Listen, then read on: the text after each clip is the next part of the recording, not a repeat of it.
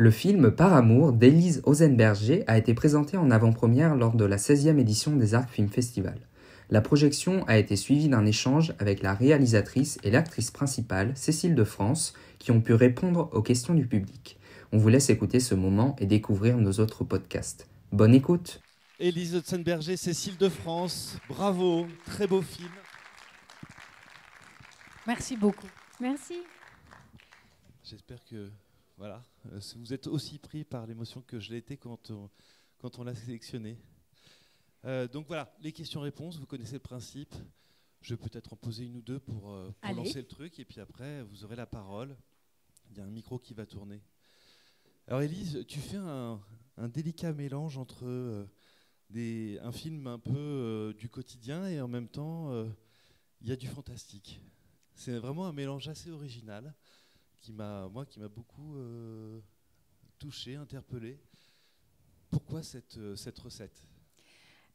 Alors j'avais vraiment en tête de faire un film fantastique de genre. Alors après, avec ma sensibilité à moi, ma grammaire, enfin je sais pas comment dire, voilà. Donc pas peut-être dans des codes fantastiques hollywoodiens classiques aussi à ma mesure, mais c'était dès l'écriture, c'était une démarche. Enfin voilà, je voulais raconter cette histoire de cette manière-là.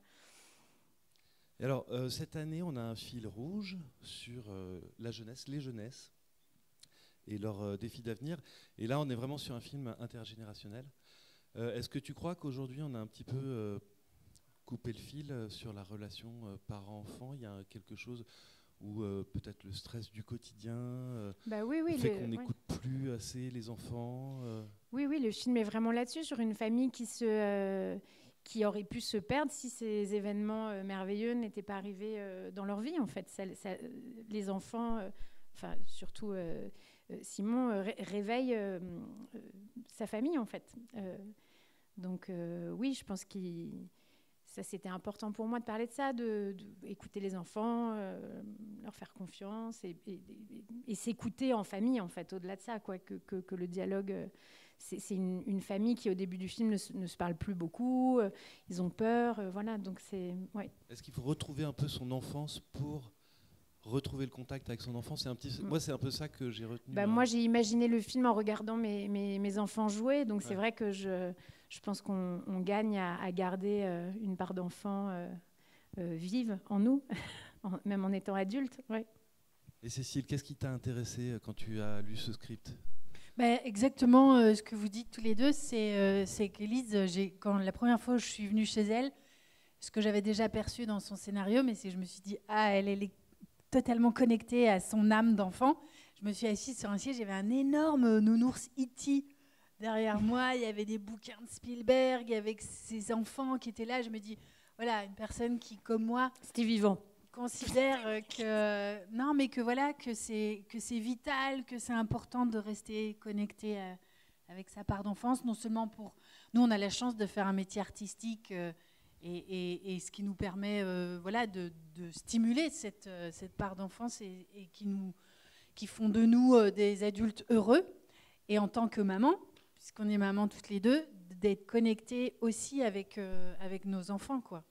Et donc voilà, je sais pas, je me suis reconnue en elle, le regard qu'elle porte sur l'enfant, et encore plus quand je l'ai vue travailler avec Navid et Darius. C'est vraiment sa manière de les diriger avec cette connaissance du fonctionnement de l'enfant et forcément une immense bienveillance, la manière dont elle les a préservés du stress, de la fatigue, le fait qu'on ait tourné le film dans l'ordre chronologique pour qu'ils puissent vraiment vivre le parcours de leur personnage. Enfin, tout ça, tout d'un coup, cette connexion au monde de l'enfant, je la survalide totalement, puisque voilà, je trouve que ce film aussi interroge sur pourquoi doit-on renoncer, pourquoi on doit y renoncer, pourquoi on nous y oblige en fait, et pourquoi on nous impose en fait de renoncer à cette part d'enfance et pourquoi enfin, voilà, moi j'aime bien les films qui interrogent et ce personnage aussi qui interroge, qui pose les questions, voilà, comment elle va sortir de cet enfermement mental et finalement voilà, c'est en renouant avec son enfant et en accordant foi à ses paroles. Et tu as un rôle de mère vraiment auquel on peut s'identifier, même en tant que père? Oui, bien sûr. Et Quand on parle de maman, Oui, on parle de parents. Hein. Oui, là, bien sûr. Non, mais l'histoire se passe de cette manière-là, mais c'est Voilà. un parent, oui, c'est ça. Mais ma question c'était comment est-ce que tu l'as appréhendé pour être cette mère-là? Comment tu l'as travaillé ce rôle?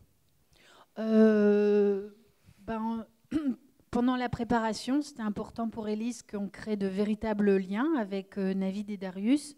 C'était vraiment la clé, je pense, de tout ce qui allait suivre après. Et d'être comme elle, de ne pas se prendre au sérieux, de les inviter dans un grand jeu. Ça a été vraiment fondamental lors de la préparation. Et une fois que ça a été enclenché entre eux et nous, après c'était parti, quoi. Le tournage était assez court en plus. Et donc ça a été vraiment beaucoup. En fait, c'est elle qui récupérait tout ce qui est compliqué à faire, parce que finalement, c'est quand même du travail, mais c'est Élise qui s'en chargeait beaucoup, quoi. Donc moi, j'avais juste à profiter du lien véritable qui s'était créé entre eux et Arthur et moi, d'ailleurs. Ouais.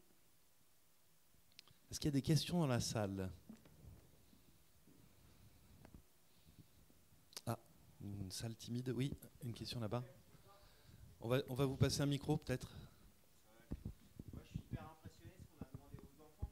Parce qu'en fait, comment ils font vous êtes des professionnels, vous avez joué avec, recherché votre nature enfantine, mais j'ai l'impression qu'on a demandé à ces jeunes d'être très, très, très adultes, oui, de faire un grand pas vers vous, et comment ils ressortent de ces personnages, comment ils revont à l'école le lendemain et redeviennent enfants à nouveau. Alors, Ouais. franchement, je pense très bien. Parce que, voilà, c'est vraiment... c'est ça qui est merveilleux quand on est enfant, c'est qu'on peut vivre un moment comme ça et puis passer à autre chose de manière très saine.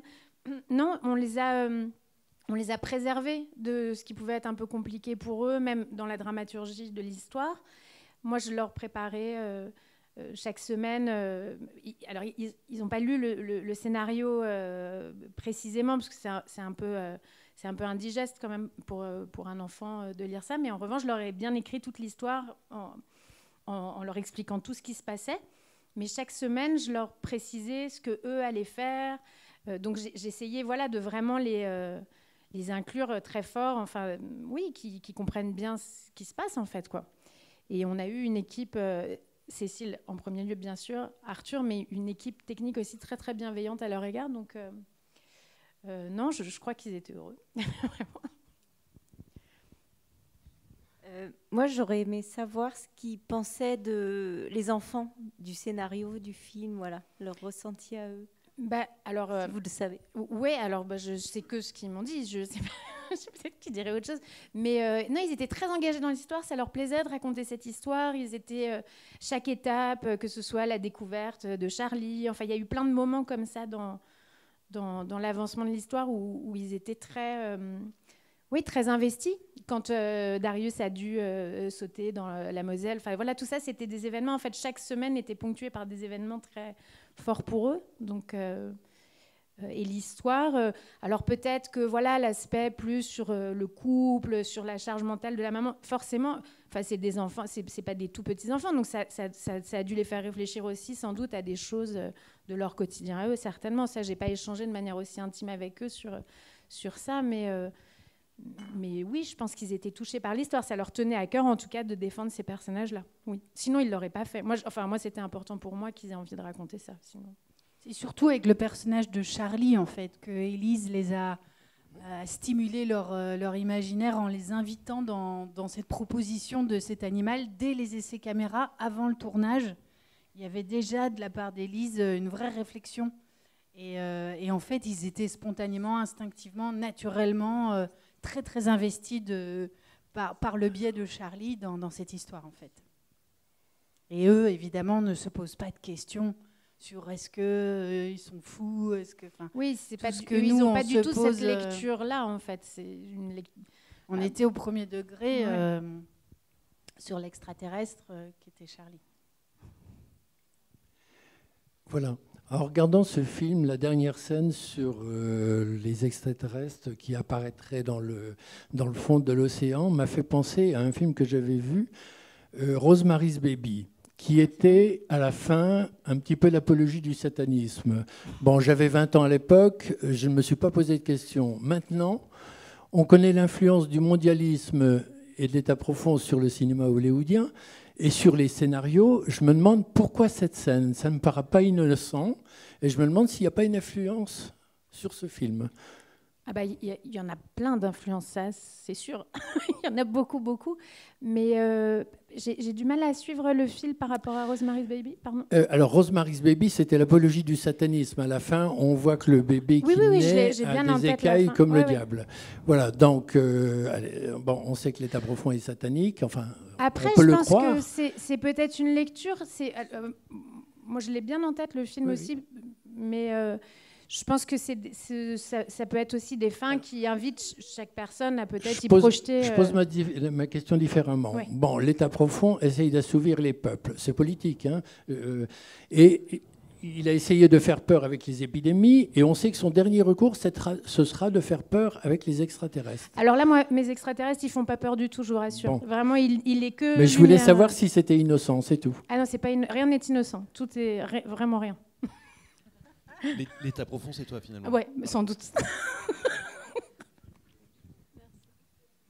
Est-ce qu'il y a une autre question ?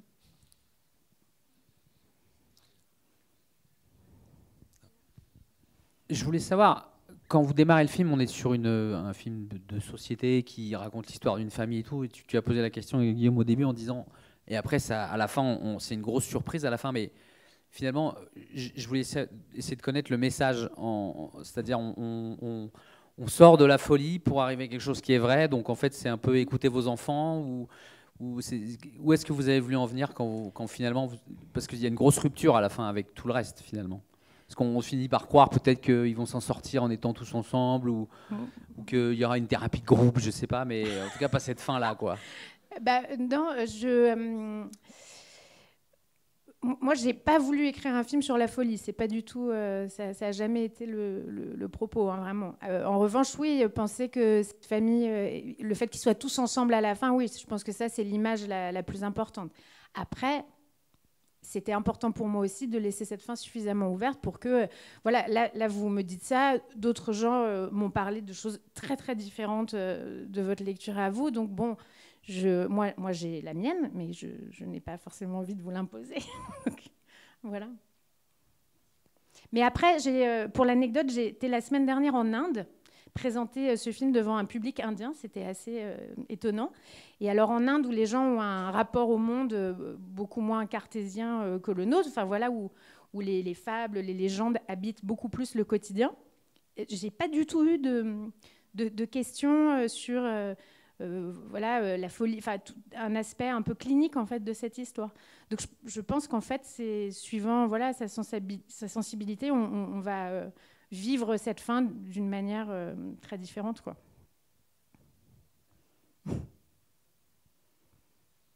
Moi, j'ai une question sur l'eau. Ouais. C'est quoi le titre anglais déjà du film ? Ça s'appelle Call of Water. Voilà. Ouais. L'appel de l'eau, quoi. Tout à fait. Et en français, c'était moins joli. Parce que voilà, l'eau, c'est. Enfin, moi, ce que je vois aussi, c'est qu'il y a l'eau, c'est un côté très rassurant et aussi très dangereux, très destructeur. C'est la vie. Très mystérieux surtout, en fait. Très mystérieux. Ouais. Qu'est-ce qui t'a, voilà, pourquoi tu fais rentrer cet élément de cette manière aussi puissante ? Ça a toujours été dans l'histoire dès le début. Enfin voilà, c'était complètement, voilà, c'est pas apparu au fur et à mesure de l'écriture. Moi, je suis très obsédée par l'eau. Je fais beaucoup de plongée. Voilà, c'est un endroit d'imaginaire riche pour moi. Et avec l'espace, c'est encore un des terrains très très peu connus par nous. Donc c'est un lieu de fantasme intéressant.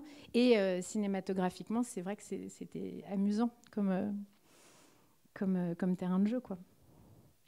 Ça fonctionne. Ouais, non, puis ça fait. Moi, ce que j'aime bien aussi, c'est que ça fait un fantastique accessible, quoi. Enfin, quelque chose qui n'est pas un fantastique hollywoodien, hein, mais plus quelque chose de plus simple. Et en même on temps, voulait que ce soit dans la maison, que ce soit des choses très quotidiennes, en fait, que ça surgisse de choses très quotidiennes. Oui, à la fois à l'intérieur, dans le quotidien, comme tu dis, et à l'extérieur, avec les nuages, la pluie, la mer. la mer qui fait, voilà, qui fait un peu peur aussi. Ouais, ouais, ouais. Bah oui. C'est assez poétique finalement et assez mystérieux. Ouais. Moi, j'aime bien. Et émouvant. Encore une ou deux questions, si vous voulez. On a encore un petit peu de temps. Ou pas. Ah, oui, là.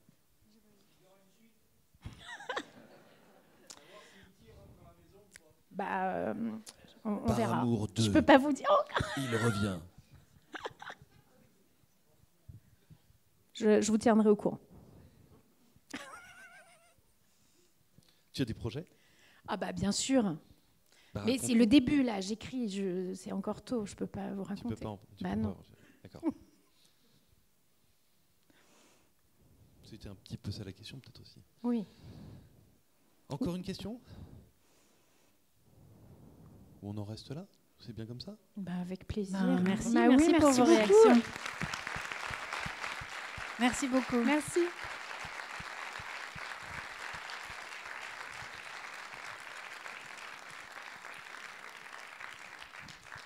Merci. J'en profite pour vous faire passer un petit message. Demain soir, il y a le prix Déplacer les montagnes à 18h ici même.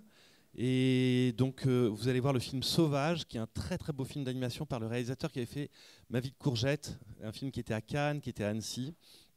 Et il y aura après une discussion sur les récits et les récits avec la jeunesse, pour la jeunesse. Alors, c'est pas un film qui n'est que pour les enfants, mais vous pouvez absolument venir en famille. Il est super pour les adultes aussi.